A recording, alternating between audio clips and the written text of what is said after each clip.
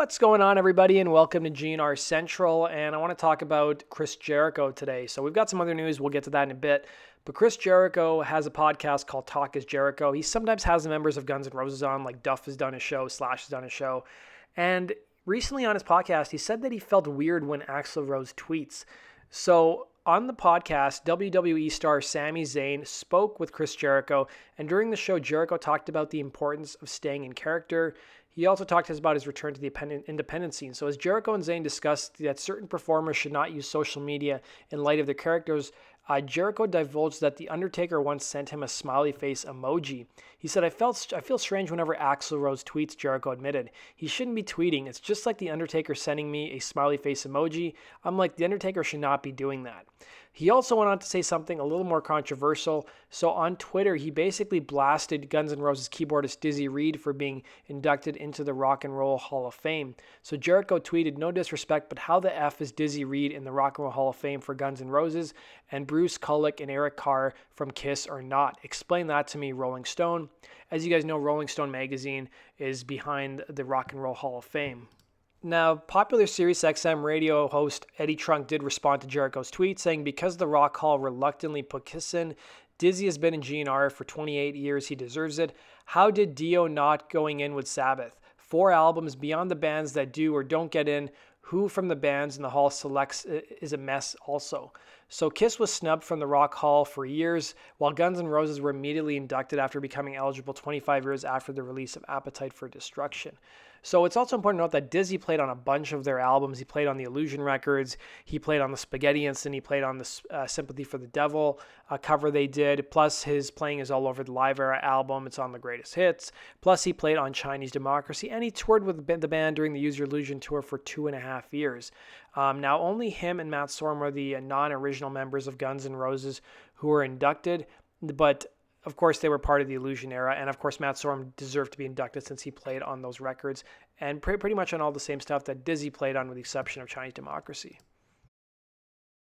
Turning now to some Sebastian Bach news. So he gave an interview recently where he talked about what fans really want from Skid Row, and he compared his former band, to basically Guns N' Roses. So former Skid Row vocalist Sebastian Bach spoke in an interview with Ultimate Classic Rock while on tour and revealed what fans expect from Skid Row. He said, not getting 7 new singers, he basically said, like, come on, the reason I get pissed off is because we still get royalty checks, and I get a tremendous sense of guilt when I get these checks because I know the fans want an effing deluxe edition just like Guns N' Roses. I can't even complete a group text with these guys. I just don't understand it because we don't even have to like each other to put out a reissue of an old record. I don't get it. It's like banging your head against the wall. The interviewer asked, just for the sake of argument, in your opinion, what would be more likely, Van Halen reuniting with the classic lineup of Michael Anthony, Kiss doing a reunion show of sorts on their farewell tour, or Richie Sambora coming back to Bon Jovi or Skid Row? And Sebastian responded, well, the thing is with Skid Row, we were very, very close. We actually were very close. I don't know if people know the story, but I did a show in New Jersey with Hailstorm like 2 summers ago. This is when we were close to getting back together. So after the show, the drunk guy comes into my dressing room and is like, I'm Rachel's, referring to Bolin, the Skid Row bassist best friend, and I go, settle down. He was all loaded, and Skid Row was doing a show opening up for Flavor Flav and Tiffany, and I thought it was fake. I go, you're Rachel's best buddy? Effing ask him what the F is this shit. I wasn't ripping anybody apart. I wanted to know, is this real?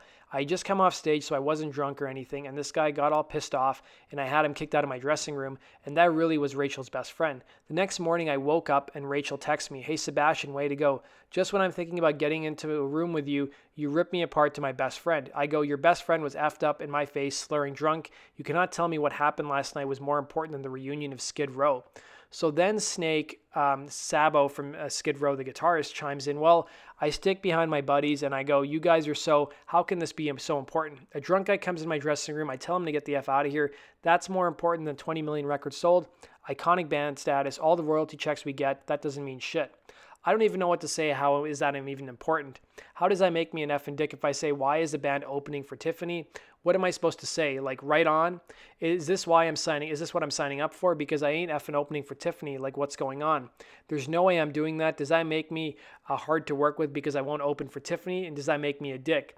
So he basically said, you guys have had 7 singers. Maybe you're hard to work with. My band's been the same for 10 or 15 years, same band.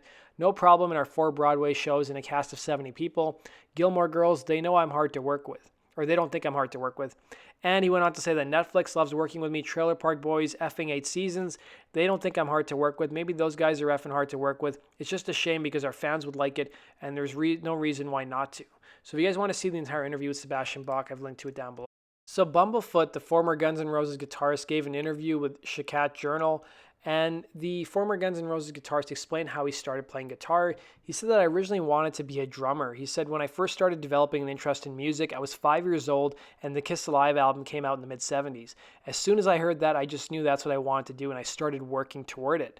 I put together a band and was writing songs. We would make demos using multiple cassette recorders and figuring out how to multi-track using them, just as kids using whatever was available to our imagination, our creativity.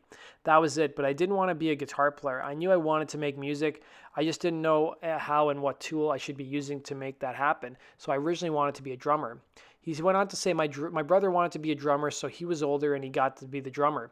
I wanted to be a bass player. I went to a music store to start taking bass lessons, but I was this tall and the bass was this tall, and there was no way I could handle it at that age. I was too little and they didn't have a kid-size stuff there. They lied to me and said in order to play bass, you have to play a kid-size acoustic and nylon string acoustic guitar for 2 years. After that, you graduate to bass, so I did it and I stuck with the guitar and eventually figured out how to play bass on my own. Yeah, I got tricked into playing guitar.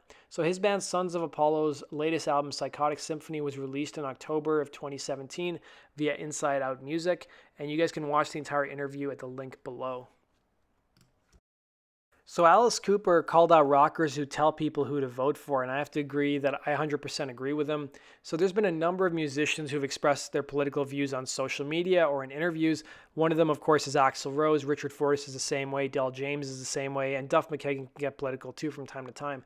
So speaking with The Guardian, Cooper says, I don't like to mix politics and rock and roll. I don't look at Bono, Sting, and Bruce Springsteen as political. I look at them as being humanitarian. I'll contribute to anything humanitarian, helping people who can't help themselves. Where Cooper does draw the line with musicians and politics is a specific call to action. When musicians are telling people who to vote for, I think that's an abuse of power, says the singer. You're telling your fans not to think for themselves, just to think like you. Rock and roll is about freedom, and that's not freedom. The shock rocker adds, I want my shows to take you as far away as possible from politics. It's supposed to be an escape from the world we're living in, and you know who the next president's going to be. And you know the next president is going to be worse than Trump, right? So Cooper, who is an avid golfer and has crossed paths with Donald Trump in the past, continues by saying, here's the thing about golf. There are people who are purists about golf, and then there's me and my friends. We play for fun, and sometimes that means cheating. People have asked me if Trump cheats at golf. They all do. Bush, Clinton, Obama, they're just having fun. Now, I thought this was a pretty cool story. So a metalhead mayor in the States signed a bill wearing a Pantera Christmas sweater. So Tim Keller is the metal-loving mayor of Albuquerque, New Mexico, and he introduced Trivium on stage the very first day he was elected, and now he's getting business done in the office and takes it to a new level. So when signing a bill granting family paid leave to the city of Albuquerque employees, Mayor Keller elected to wear his Pantera Christmas sweater to mark the photo opportunity. In his tweet sharing the news, Keller thanked Pantera's Rex Brown, a resident of New Mexico, for the sweater, and here's the photo you guys can check out. So Keller introduced Trivium at an Albuquerque show in December of last year, and in his interview with Loudwire, he reflected on that night. He said, when I did the intro for Trivium, that was actually my inauguration day. That was my first full day, and I left my own parade to go open for Trivium, he said. I was so excited. For me, it was just a cool dream come true way to start being mayor of Albuquerque and also getting to introduce the band that I love. Keller wanted to say those were two things that were incredible that happened basically in the same 24 hours, so that was really cool. When he was asked if heavy metal informed his politics, Keller explained, for me, actually, it's played a significant role in terms of a couple things. One, just basically challenging the notion of the system. I think it's fundamentally metal and also very fundamental to the reason why I'm in public service, in politics. I've always tended to be a little bit of a maverick and not someone who fits a particular political arena. Bands that are somewhat more political than others, like Sepultura and System of a Down, has taught me to basically be my own person and not to take the status quo as being acceptable. So that does it for today's news, guys. Thanks for watching. Be sure to hit the like button and subscribe if you love GNR as much as I do. And go check us out on GNRcentral.com for the latest Guns N' Roses news. And you guys can also go check us out on Facebook and Twitter. And you guys can also go support us on Patreon if you want to see us to continue to make videos just like this. And I hope you guys have a great start to the new year. Take care. Hey, this is Dizzy Reed from Guns N' Roses, and you're watching GNR Central. Yeah!